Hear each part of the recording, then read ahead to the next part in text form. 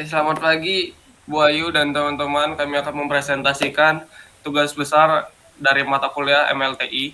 Di sini kami eh, bekerja sama dengan manajemen layanan dari Dishub Kota Wiyung, Surabaya. Next. Ya, ini ada kelompok kami, ada Sisil, Titi, Oval, dan saya, Adrian. Itu profil perusahaannya, instansi yang bekerja sama-sama kami untuk tugas besar kami adalah Dinas Perhubungan Kota Surabaya. Instansi cabangnya yang di cabang Wiyung, bidang kerjanya itu pengujian kendaraan bermotor. Layanan ujinya itu uji KIR online, bukti lulus elektronik atau Blue E. Untuk wilayah operasionalnya itu di Kota Surabaya. Nah, untuk masalah perusahaannya itu yang pertama kendala integrasi dan sinkronisasi data. Meski Blue I bertujuan untuk mengurangi pemalsuan data, masalah ini tetap muncul. Tanpa pengawasan ketat, integrasi pusat diperlukan agar data dapat diakses nasional. Namun, kendala sinkronasi dapat menyebabkan keterlambatan pembaruan dan verifikasi. Layanan IKIR down. Yang kedua, aplikasi IKIR down. Penggunaan sering menghadapi ketidakstabilan atau error pada aplikasi IKIR, terutama saat volume akses tinggi. Yang kemudian, antrean dan penjadwalan uji KIR. Meski pendaftaran online sudah tersedia, antrean tetap terjadi di lokasi pengujian akibat kurangnya optimasi sistem penjadwalan dan keterbatasan layanan. Yang keempat, minimnya sosialisasi layanan digital. Rendahnya pemahaman masyarakat mengenai aplikasi KIR Surabaya dan Blue E memperlambat transisi dari layanan digital ke yang lebih efisien. Ini yang untuk solusi bisa dijelaskan oleh teman saya. Jadi untuk selanjutnya saya akan menjelaskan tentang solusi sementara dari kelompok kami.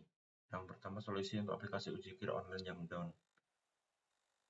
Jadi pengoptimalan server, menambah kapasitas dan menggunakan JAWS membantu menangani lonjakan pengguna dan mempercepat respon aplikasi. Praktik Capacity and Performance Management memastikan kapasitas server optimal, sementara Service Continuity Management menangani server saat down. Dan Availability Management memastikan layanan tetap dapat diakses. Solusi kedua, meningkatkan integrasi data dengan sistem terpusat. Pihak Dishub menerapkan IT Service Continuity Management dengan fokus pada pengembangan infrastruktur TI yang terhubung dengan pusat. Langkah ini memungkinkan sinkronisasi data secara otomatis, memastikan bahwa data hasil uji selalu terbaru dan dapat diakses secara fleksibel. Setelah itu, continual improvement diterapkan untuk terus meningkatkan pelayanan secara berkelanjutan. Untuk ketiga, solusi untuk antrian yang lama dan kendala penjadwalan uji KIR online.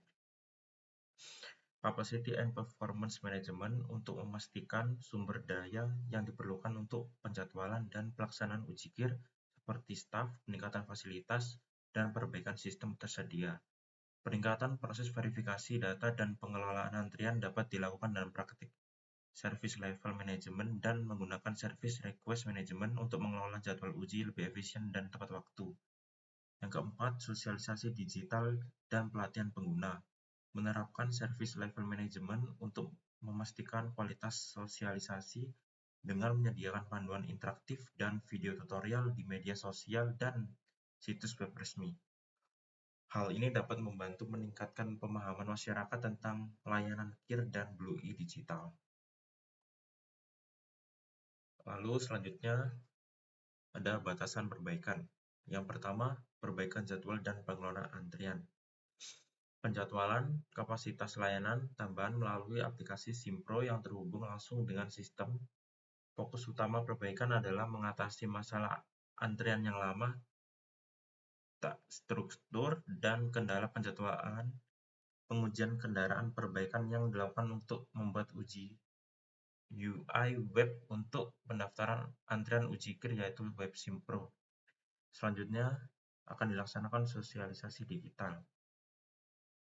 Sosialisasi intensif melalui platform digital. Pentingnya ujikir berkala untuk kendaraan umum dan manfaat aplikasi Simpro. Yang pertama, untuk meningkatkan kesadaran masyarakat akan pentingnya keselamatan berkendara, kami menginisiasi kampanye sosialisasi secara intensif melalui berbagai platform digital. Kedua, kampanye ini bertujuan untuk mendorong pemilik kendaraan umum agar senantiasa melaksanakan ujikir secara berkala. Ujikir merupakan persyaratan mutlak yang bertujuan untuk memastikan kelayakan operasional kendaraan sehingga dapat meminimalisir resiko kecelakaan lalu lintas. Lalu ada peluang perbaikan dimensi 1, Organization and People. Fokusnya adalah bagaimana instansi dan sumber daya manusianya siap untuk mendukung layanan berbasis digital untuk meningkatkan pemanfaatan layanan online, ujikir online, dan BLUI. Karyawan harus dilatih untuk menangani masalah teknis dan membantu pengguna mengakses layanan digital. Selain itu, masyarakat harus dibekali tentang pentingnya teknologi layanan perhubungan untuk memudahkan penggunaan aplikasi. Slide selanjutnya akan dijelaskan oleh rekan saya. Oke, untuk peluang perbaikan yang dimensi 2 ada information and technology, di mana dimensi ini melakukan pengelolaan data dan teknologi yang mendukung layanan seperti sistem BLUI dan aplikasi ujikir online, yang mana teknologi yang kuat diperlukan untuk memastikan integrasi data secara real-time antara Disupuyung dan sistem pusat. Untuk memastikan bahwa layanan digital ini selalu dapat diakses dan digunakan, maka infrastruktur TI juga harus ditingkatkan. Next. Peluang perbaikan dimensi 3, partner and supplier. Untuk memastikan layanan yang lancar, pihak ketiga seperti penyedia layanan, pembayaran non-tunai atau QRIS, dan pengembangan aplikasi ujikir harus bekerja sama. Ujikir online harus rutin diperbarui dan kompatibel dengan sistem pusat dan Disupuyung agar dapat mengoptimalisasikan penggunaan metode pembayaran modern melalui pengelolaan kerjasama yang baik. Peluang perbaikan dimensi 4, value streams and process. Pengembangan dan pengelolaan proses utama serta pembuatan alur layanan yang efektif untuk membuat layanan lebih cepat, tepat, dan mengurangi antrian. Proses seperti pendaftaran, penjadwalan, dan pengecekan hasil uji harus dioptimalisasikan. Proses bisnis utama dapat berjalan lebih lancar dan memberikan pengalaman pengguna yang lebih baik melalui pengelolaan alur layanan yang baik.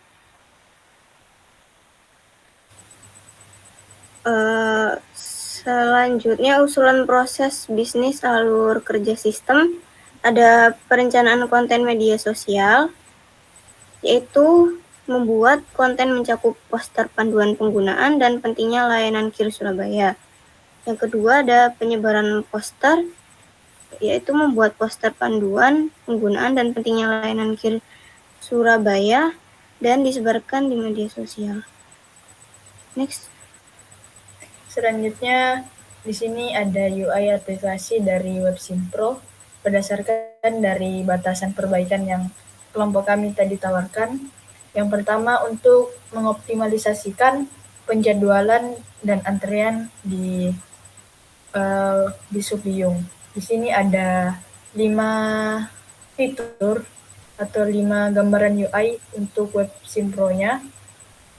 Untuk fitur pendaftaran, di sini terlihat kapasitas layanan untuk perharinya, terus nama, nomor kendaraan, jenis kendaraan, dan tanggal pengujian akan diinputkan oleh pengguna. Terus nanti dikirim. Nah, setelah pendaftaran, nanti akan muncul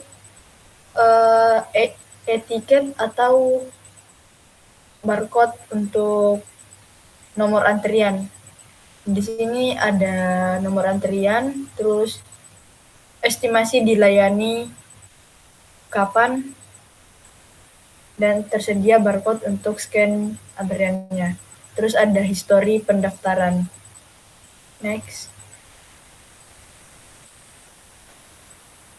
Nah, untuk yang perbaikan kedua itu ada penyebaran poster. Nah, poster yang kami sebarkan itu ada 2, yaitu panduan penggunaan aplikasi KIR dan Simpro Mobile. Yang kedua ada poster untuk pengingat atau sosialisasi kepada masyarakat pentingnya pengujian KIR terhadap kendaraan. Next. Nah, untuk selanjutnya ada roadmap atau perjalanan mulai dari analisis dan perencanaan solusi yang kami lakukan di minggu 10, pengembangan dan peningkatan alur proses, yaitu mengimplementasikan solusi dan permasalahan, kemudian meningkatkan sistem. Yang ketiga, pengembangan dan peningkatan alur proses. Yang keempat, pembuatan platform atau web simpro UI dari perancangan UI untuk platform pendaftaran antrean.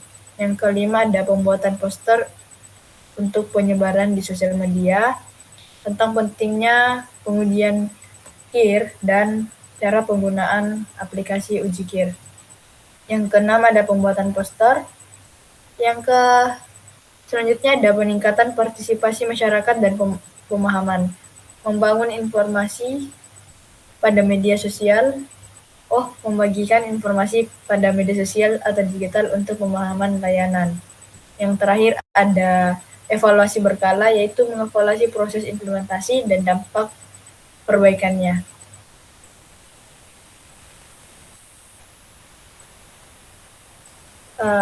Cukup sekian dari kelompok kami untuk presentasi tugas besar tahap ketiga atau final dari mata kuliah Manajemen Teknologi Informasi. Wassalamualaikum warahmatullahi wabarakatuh. Waalaikumsalam.